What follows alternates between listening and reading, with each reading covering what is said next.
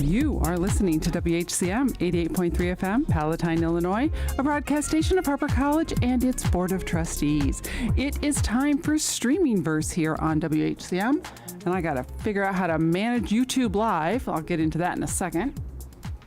We're doing great. I should have you do the channels. Oh, yes. Can you reach this? Okay, we still got the theme music playing. Yeah, let's jam.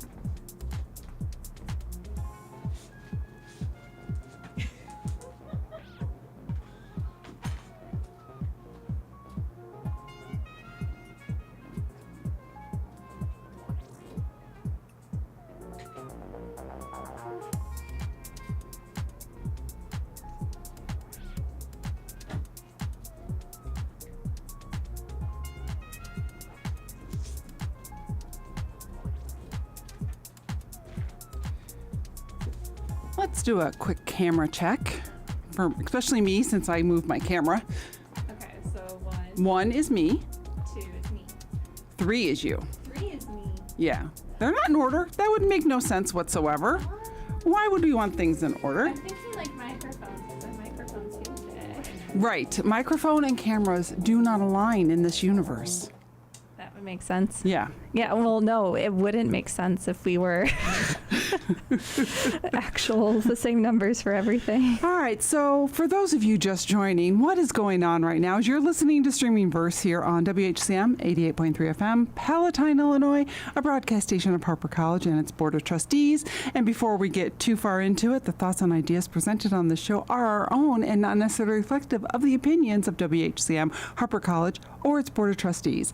I have Erin on. Thank you so much, Erin. 3 would be your number to show you. Yay. Okay, Hi. back to 1 for Chris.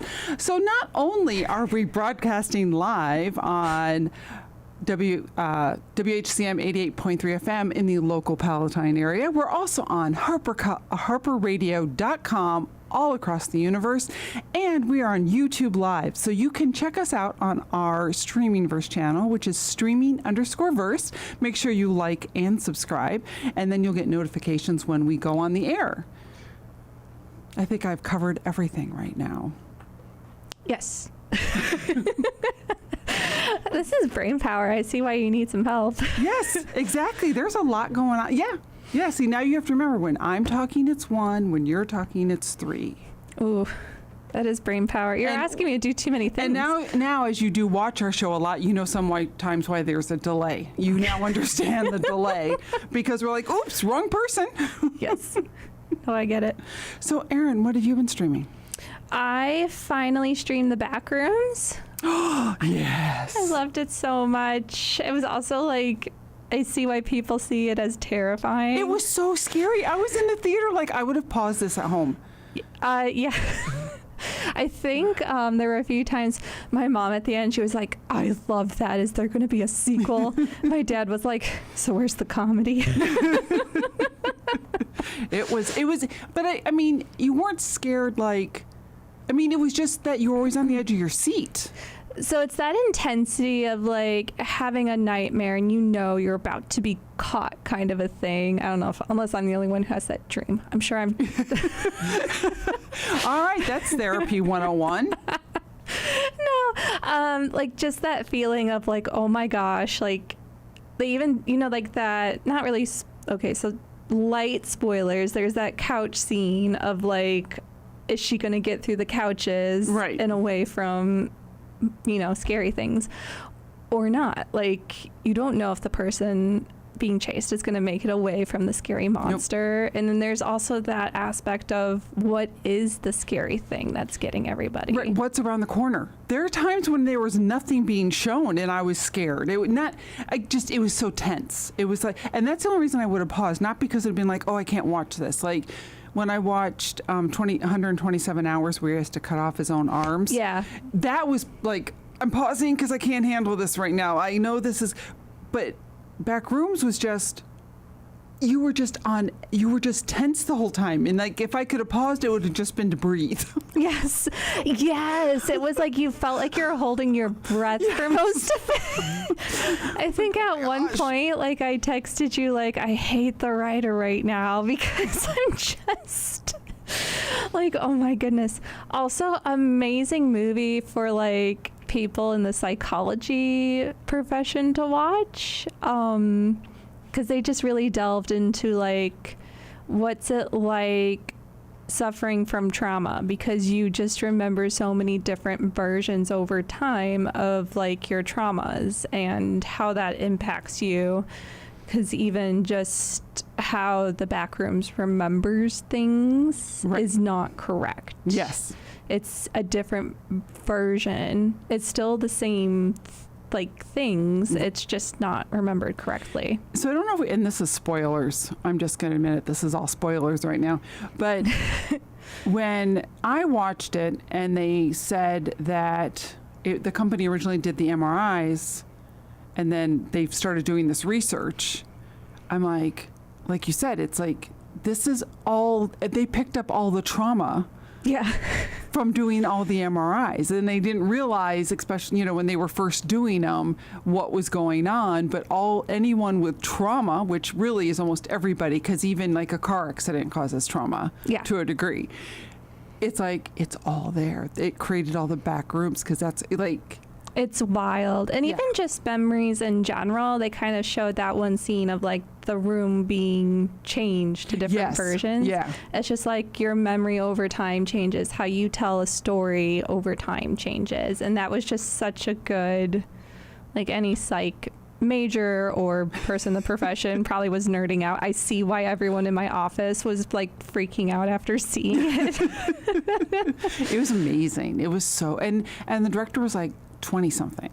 Yeah, I thought he was like 19. I don't Maybe know 19, where he was. Like, but young, like 17 when he started making his series, right? Which is insane. And now it's like many seasons long, from my understanding. And now they've just like developed it from there. Right. But what have you been streaming?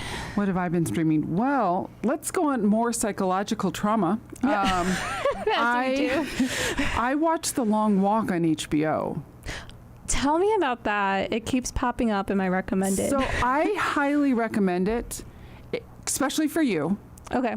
Because I think it's very psychological. So it's a story that Stephen King wrote like in the 60s. So originally it was supposed to be around the Vietnam War. But there's also an element of dystopian United States. So in the movie, they kind of lightly reference something I think about as civil war. And now in order to find something for everyone to rally around, they've started the Long Walk, where they take 50 volunteers and they all have to walk until there's only one person left. And the way, they walk through this, I won't give all of this away, but, the trauma that they all go through as they're walking through it. But when I was reading it, someone suggested this is almost literally like what it's like, with the Vietnam War, especially in going to war. Like, everyone volunteers. It's like, is it voluntary if everyone volunteers? Yeah. Kind of like the draft, yeah. And everything that they go through is the same thing that those boys, I'm going to say boys because they were all young, would have gone through like in war. Even the walking in Vietnam, there was so much walking. Like they were often walking, to the next location or to the next thing. But then also like when you think of men in war and they're in the trenches and they're just waiting to see if the enemy's over there and are they going to start shooting, and that trauma. And it's very much, if you watch it that way from the aspect of this is what war is, it makes you realize just how inhumane it is. Because when you look at these boys walking and the reasons why, what they're supposed to do, why they volunteered, what the world is like in this thing, it makes you realize how inhumane war is. Okay. So it was just fascinating to me, and it was heartbreaking. But I looked at it more like a documentary in a way. Like This is the horrors of war, but there's no war. Okay. Because it's literally just the walk, and then the major who is like in charge of telling them that they have to walk. I mean, they have to walk I don't know if it's 3.5 miles an hour or 3 miles an hour. They have to maintain, I think it's 3 miles an hour walking pace for like days on end. There's no stopping. There's no resting. And it was categorized as like you said thriller horror? Or I'm not something? sure. Okay. I don't remember that. I just knew I'd wanted to watch it because, what's his name? Cooper Hoffman is in it. Oh, yeah, you were talking about.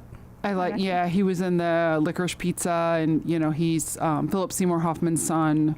Yeah. So, but him and the other lead were really good in it. It was, just the bonding that they all do, the trauma bonding that they all do.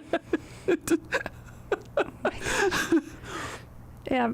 But if you look at it like this is what war is, it makes you really appreciate what it's trying to tell you. Yeah, because it sounds pretty intense. Yeah. Okay. Yeah, because otherwise you're like, why do they do this? What? This is horrible. But it's like, but this isn't random. You know what I mean? If you look at it like it's a random thing, it doesn't make sense. But when you look at it like it's war, it's like, oh, we're doing this to people all the time. This is not some out there random thing that's happening. We're doing this all the time. And you said it was written in the 60s? Yeah, Stephen King wrote it like in the 60s. Okay, so that tracks. Tracks with the Vietnam War, yeah. Okay. Yeah, 60s, 70s, like, right around. I'm not sure, like, obviously when he wrote it versus when it was published type thing, but yeah. Okay. Yeah, so I highly recommend it. It's on HBO, The Long Walk. Okay. Let's read a couple things before we move on. It is about that time. Ooh, my book's upside down. Oh, do you want to read this for me? No, just from there. Can you read it from there? You are listening to the award-winning WHCM 88.3 FM, Palatine, Illinois, a broadcast station of Harper College and its Board of Trustees. The thoughts and ideas presented on this show are our own and are not necessarily reflective of the opinions of WHCM, Harper College, or its Board of Trustees. Very good. And from a distance, your eyes are in good shape. Yeah, that was quite an eye test. You got this. So we have this lovely little book of promos to read, and so I'm just looking one for here. Oh, look, I came across Harper Hawk Athletics. Are you and your friends looking for something to do after classes? Come out and support Harper Hawks Athletics. Go to harperhawks.net for a full season schedule of each sport. Support our student athletes and go Hawks. I need a shirt. I've never owned a Harper College shirt. I mean, I'm a grad. I should get one. I don't know if I do either. Maybe we should go shopping in the bookstore and go get shirts sometime. Yes. Does Maurice still work there? I don't know. That's a good question. I have to check with Keith and see if he still works there. Oh, Yeah, he just had his birthday. Job Placement Resource Center. Are you a Harper student looking for a job? Well, look no further. Every week from 8:30 a.m. to 3:30 p.m., the Job Placement Resource Center in room I-117 has job placements for professionals that'll help you with resumes and your job searches. Stop in for all of your employment needs. Email or call to make an appointment. Come in during walk-in hours.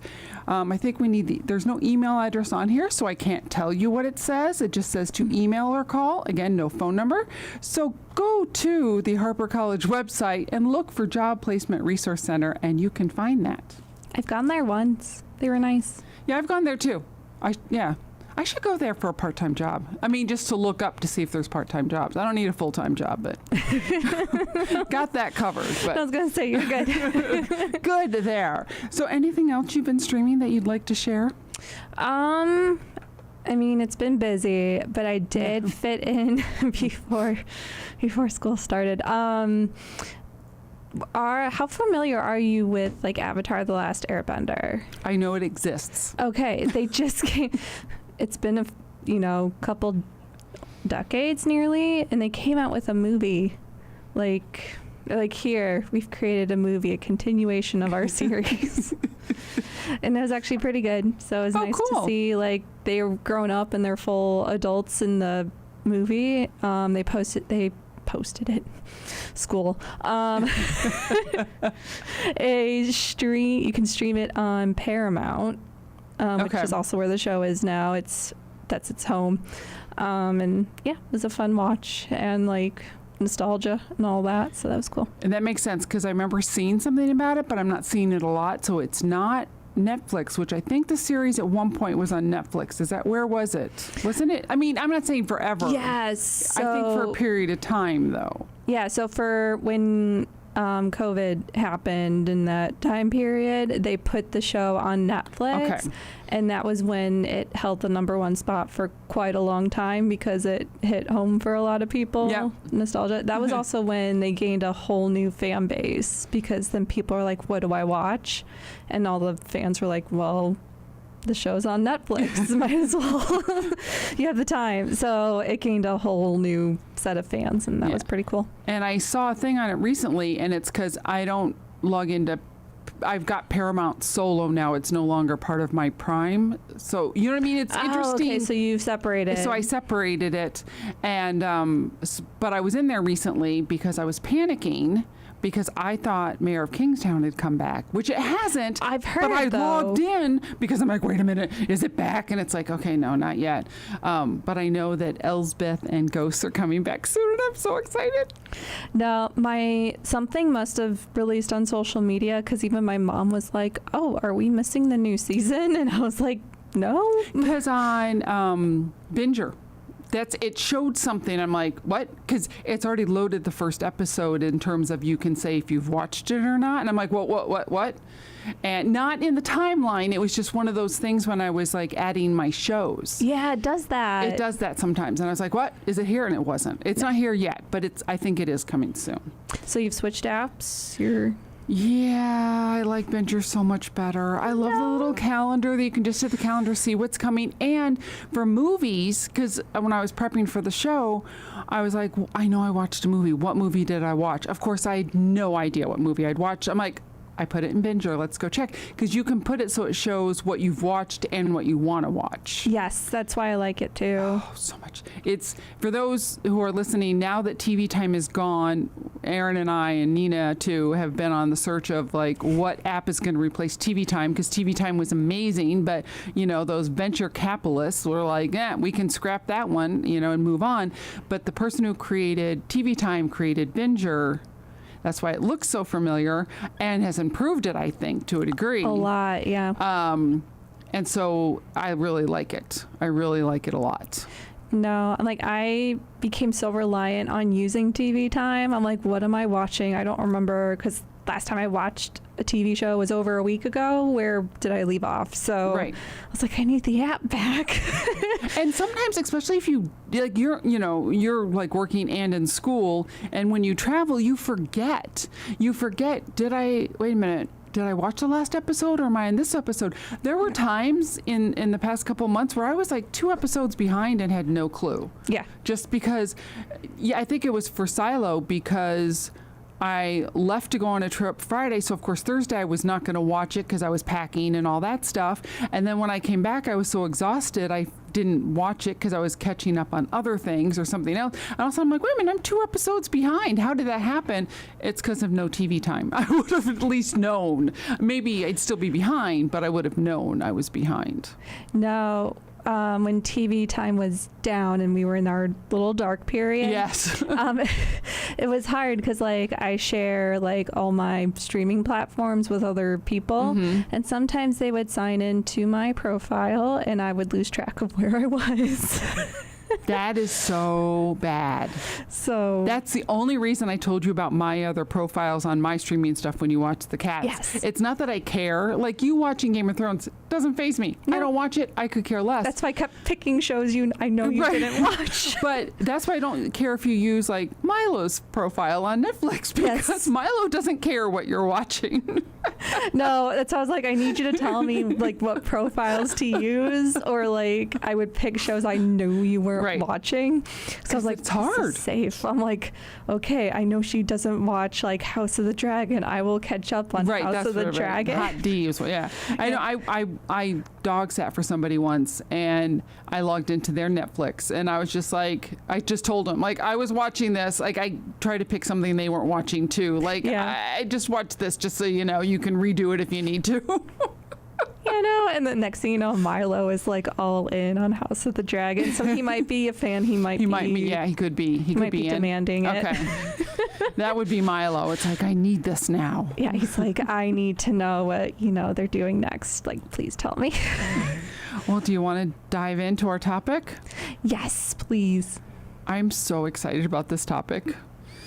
Erin and I think I started watching it first. I think it was on your radar. It was on my to watch list. It was on my radar, but then you confirmed that it was good. And I was like, oh, thank goodness, I'm going to start now. So it just started showing up on HULU, Furious, which I think we're 7 episodes in. I think we're getting close to the end at this point. I'm so sad. For the season. But so we both were watching Furious, and I think what triggered it for me is that the main actress was Emily Rossum, who was in Shameless, and just the stuff I've seen her, and she's good.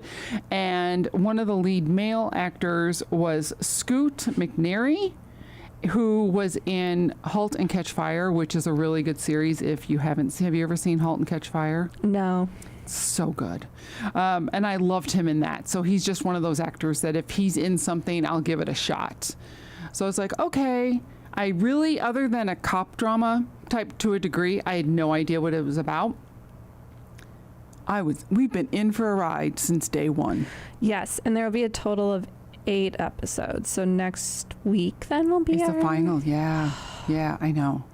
Well, good news, and not that we've convinced you to watch it yet, but it was renewed today for season 2. So we are hoping it is just as good as season 1, although it's going to be hard. It's going to be very hard. No, and I really enjoyed the first season, not just dipping in and out. It's been consistent. It has been amazing. Almost every single episode ends on a cliffhanger. Yeah. And a good one. And I love the way they're doing this. So first of all, it's very psychological. Mm-hmm. Very much so. So we've got this. I like the way this was written. Let me pull this up. I took a picture of it. I went to Wikipedia. The best place to go. Furious follows FBI agent Alice Black on the hunt for a mysterious and calculating female serial killer. Both walk their own paths towards justice. As their lives start to intertwine, the line between right and wrong begins to blur. Yeah, that is a good one. That was good. I like that. So it's a female serial killer. She's a sex worker who is no longer a sex worker, but she's basically, I think we can say this without spoiling too much, but is on a warpath to get the people who wronged her or someone she loved. Yes. And I do have theories. I don't know how much we can say without spoiling it, though, for theories. We might have to go into some spoiler areas. I'm kind of okay with that, even because I don't think it'll stop people from watching it, if that makes sense. Yeah, that's true. Because literally, this is so good. Just the whole drama between all the characters, and I love it. One of the things I've talked about a lot on the show is Widow's Bay. I love the fact that you haven't seen that yet, right? No, but you did recommend it you have to see Widow's Bay. You have to see Widow's Bay. Everyone has to. I made Nick watch it and I got him hooked. Okay. I did good. Even Nick was like, yeah, this is good. So, but it's a intense police drama and very serious topic. But Nora is the comic relief in this. The way when she is trying to do the right thing by going to the director's office or whatever his title is, but yet delay so that Alice can get something done, and she walks behind him the way he's walking to mimic him. It's just and then when she's walking up the stairs and I should have thought this out further, she's climbing however 20, flights of stairs or whatever it was. My favorite was how's your dad? And hadn't the dad passed away or something? Yes. And she's like, do you want to talk about it? And he's like, do you have the time? Normally you don't. She's like, I do today. Yeah. Yeah, it's so I like that because I look at that as kind of real life. Like, even though like life can be like mundane and blah, there's still moments of humor. Like, so I don't like cop dramas that are 100% serious all the time because it's just not realistic. I mean, it might make a good movie when it's like that, but when it comes to a series, you need to feel a reason to keep coming back. And we just got weighed down by, you know, people who were, what's the word I'm looking for? It was the same thing in, you know, when sex workers are abducted, Exploited? No, trafficked. Oh, trafficking. there we go. Yeah, trafficking. You know, there. young people. In this one, it's especially women. I don't think there's been any boys, but it's been women. Like, that's such a serious topic. Yes, it surprised me how serious they were going with it. Yes, they're taking it. Yeah, they're going serious. They've explored a lot of things, and then even the psychological pain that comes with it, and the fallout from Yes. Go on. Oh no, I was just gonna say on that pain, the female serial killer like brings up the therapy videos on YouTube or something. I thought that was interesting. Yeah, it's like she's trying to heal herself, not necessarily in the most healthy way for everyone, but at the same time, I think most people can get behind what she's doing. I mean, I don't know. Could I get behind it in the real world? She's twisting it a little bit. She's twisting it, but because she has offed some people she shouldn't have offed. Let's face it. Yeah. You know, I mean, did they cross the line? Yeah, but was it as serious of a line as the other people? Not so much. But just the way they're playing this out, and they're really touching on, and I want you to talk about this more than me, although I want to say something first. Oh, go for it. You're listening to WHCM 88.3 FM, Palatine, Illinois, a broadcast station of Harper College and its Board of Trustees. The thoughts and ideas presented on the show are our own and not necessarily reflective of the opinions of WHCM, Harper College, or its Board of Trustees.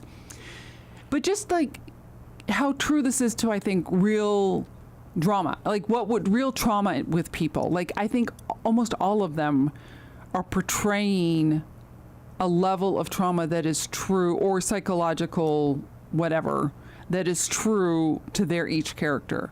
Like even Danny, whose son, I don't know what is up with his son, what his son has. They didn't really specify. It seemed to be some sort of either neurodevelopmental disorder or something. You know, so he's alone. And because, you know, he helped Alice, so he's been outed. He's divorced now, so he's alone. And they kind of portray that in a decent way. You know what I mean? That he is also a damaged person to a degree. Yeah. They even show different coping mechanisms that people either are taught or develop. They showed dissociation, which is not it's something you develop. So like when Catherine walks into that shelter, she has that dissociation episode. And then you have Alice, where when she's in either the police station or the FBI office, and she does this. Yeah. This is to help bring you back from either dissociation or to just, you know, the memories are popping up kind of a thing. This was squeezing your hand. Oh, yeah, I did it for the camera. My bad, listeners. Yeah, like the squeezing your hand, having something tactile. Yeah, they've shown us several things. They had, I forget who, I think Alice has also done some like deep breathing several times. Even Catherine has done it. Yeah, they've shown like different. And I love the fact that this is kind of a spoiler, but again, nothing to the plot or anything, that she was afraid to shower. I mean, yes, only because that's one of the more unattractive issues you could have, which I thought was more realistic than sometimes they have things that aren't real. You know what I mean? That are more pretty. Yeah. Because when literally Danny's like, you smell, you stink, you know, it was a true thing that could really happen. Yeah. Versus like something more mundane that wouldn't interfere with a female on television, not looking gorgeous and attractive, even though she's going through severe trauma, Yeah. PTSD. A more realistic portrayal is Yeah. refreshing. Exactly. Yeah. Yeah, because that's the one thing. Any show, just in general, is I'm so sick of seeing, and that's the other thing too, she pulls her hair back all the time. I'm so sick of seeing cop dramas where a cop always has her long hair down and is running after a criminal with the long hair down and in heels. Yes, it makes me think of, was it The Ambassador or something? What is that one show we like? Not The Ambassador. The Diplomat. The Diplomat, yeah. Yes, with her, you're right. Yeah, her hair's not perfect. I love that. I love that the writers, the shows, whatever, are going, you know what, we don't have to portray women as just being basically sexual objects. We could portray them as being human beings, because we don't make men have long flowing hair so they look all attractive to people, or the heels, or, unrealistic things. Yeah. No. It's been nice, because every time I see her wear her hair up, I'm like, yes. Yeah. Like, I mean, what woman doesn't walk into her house and want to put her hair up, get it out of your face? yeah. It's like, it's touching me. That's a me thing too. But it's like, but you're hot, and you're, especially like in the summer. Yeah. So it's been nice. I wanted to bring up Alden too. Yes. Alden, the actor is Steve Way, who actually was born with muscular dystrophy. Okay, I was wondering, because I was about to ask if you found anything else in your research. That's all the extent of my research. But I always like it when they show people with, what's the proper way to say it? Is it okay to say disabilities, or is it okay? I mean, it depends on who you talk to. Yeah, but when they, when they have these people, just like I was watching a show, La Brea, and I forget what maybe it was just La Brea, and they actually had someone who was an amputee, like on her leg, and she really was it was like this actress, and I've always liked the fact that when they bring in actors who actually have disabilities, whether or not it's because they're playing that role, or because, hey, you're a good actor and you fit this role, we can make it so this is someone with this disability, per se, or medical condition. Yeah. Representation. That's it. Representation. Yeah. And because everyone likes to see someone who is like them. Yeah. So I watched Stumptown, which had someone with Down syndrome, which was amazing. It's like, we need to see more of these things where people can see someone like them on a screen. So the character Alden is wheelchair bound and has muscular dystrophy, and hands are turned in. There's not a lot of mobility there. It needs full-time care, which is a big plot point we won't get into, but isn't just there as a device. Actually has some great scenes as well. He's got humor. So much humor. It was amazing. Realistic, to the character in terms of realistic, and like they're not making him like less intellectual. No, my favorite. I mean? He knows exactly what's going on. Oh no, like the cops coming in, one of them yells or the FBI agent yells, "Put your hands up!" Yes. And he's like, "You want to tell him?" Like, not gonna happen. No. And he keeps using his current physical condition to make one of the cops feel uncomfortable, because he keeps trying to go do this. He goes, I can't do that, or I forget exactly how the scene went, but he just kept messing with him the whole time. Oh, I know. And then I forget his name already. The one with who has a son. He's Danny. Danny. He's like, I have a son. Like, you're not gonna get past me. Right. Like, yeah. He goes, I know how to deal with this. Like. And I love that too, because again, it was realistic. Yes. Because he did have a son. He wasn't just being a tough cop. He's like, I know this act. I know this game. Yeah. I got a kid. Yeah, not going to happen. No. One of the things I found interesting in my research was that the person who created this show, Elizabeth Merriweather, also created New Girl. And I thought, wow. Oh. What a departure. What a now she's done other things as well. Apparently, this series is based on a movie called Black Widow that was out a few years ago. So that was the idea for creating it. So you're not going to get Nina excited. It's not like... Not that Black Widow. Okay. Not neither Scarlett Johansson or Florence Pugh, because spoilers, if you haven't seen Spider-Man, Florence Pugh is the new Black Widow. Oh, yeah. She's taking the official title. Yeah. I mean, congrats, Florence. Yes. Pugh. Have you seen Spider-Man? Not the New Day. Okay. But I mean, who... Oh, no, it's, not a spoiler for that, but she's so good in it. I love her so much. I mean, honestly, I'm more of a Florence Pugh fan at this point. Yeah, Florence Pugh is so good. Yeah. But so not that Black Widow, no. Yeah. And No. I think the movie Black Widow is really about a woman who, because technically it's supposed to be a woman who kills all of her husbands type thing. So That tracks, yeah. yeah. Because of course we have to have negative names. Yes. That's But- all I got. You're like, I've just run out of steam. Yeah, like my brain stopped there. But yeah, what else? Did you find anything else? I see all those notes. And I'm I like, just have the actors who played. I don't have a lot else on here except for like Nora's played by Quincy Tyler Bernstein. Catherine, who is Lola Pettigrew, has apparently been in a ton of stuff. All of them I've never seen. No, I that's what I can't was name anyone wondering. of them. Because we have a lot of good actors here, and a lot of them I haven't really seen Right. before. So I found that interesting. Yeah, the bad cop guy, I think his name is Ed. Yeah. The bad FBI agent, right? I've seen him in stuff. I don't Yeah. know his name, but I know I've seen him in stuff before. He's like one of those random characters you see here and there, like Right. doing character work. Right, he's one of those character actors where they're there all the time, but like I don't remember and I don't know. No. Yeah, character actors are the best though. They're the ones who really keep things going. Yes. But he's excellent in this. He is so good. Excuse me. He is so good. He seems to be turning a leaf in this last episode. I could be wrong. Well, when you get a foot in your face, it could help. Yeah. No, I don't know what made me think it, because like I was watching it at 5 a.m, but I just remember him saying or doing something, and I was like, oh, I see him like switching to...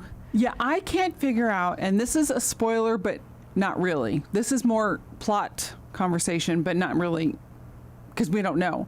I can't figure out if his involvement has been more like he's been paid to protect these people, and maybe he didn't do anything, or did he do something? Like, that's what I can't figure out. Maybe he's just been paid the whole time to protect them, or maybe they had something on him, so he had to protect them. Right. Because that would be a reason to turn, versus he's in the videos. Yeah.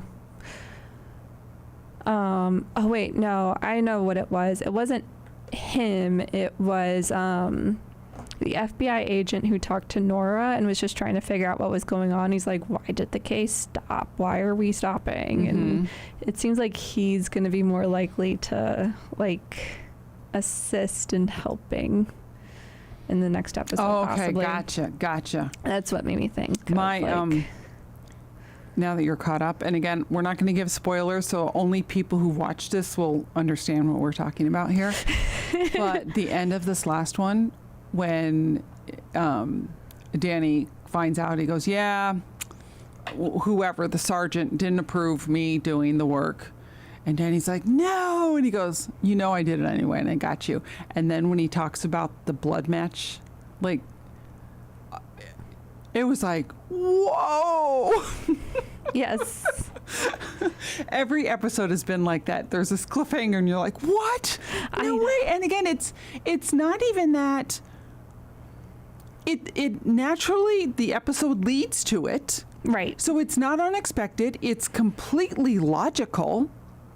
And it's the perfect place to end an episode because you're on the edge of your seat. Yes.